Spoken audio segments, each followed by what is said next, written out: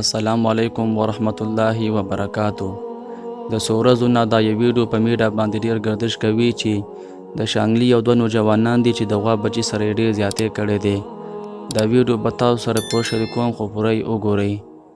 دا یو دوه نوجوانان دي چې د یو نوم حشمت دی او د بل نوم ابرار دی. دا ظالمان را لګېدلي دي، د غوا بچی اوچت کړی دی او ځمکې له ډیر په بېدردۍ سره راغوځار کړی دی. یو قسم د تشدد او زیاتې ورسره کړی دی. د ډیرو خلکو دغه تمنا وه چې دغه ظالمان د گرفتار شي او دوی له دې سخته نه سخته سزا مقرر کړي چې آینده لپاره څوک داسې کار ونه کړي.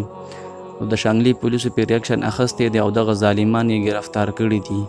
نو دا وه زمونږ نننۍ ویډیو. تر بلې ویډیو پورې د لوی الله په امان.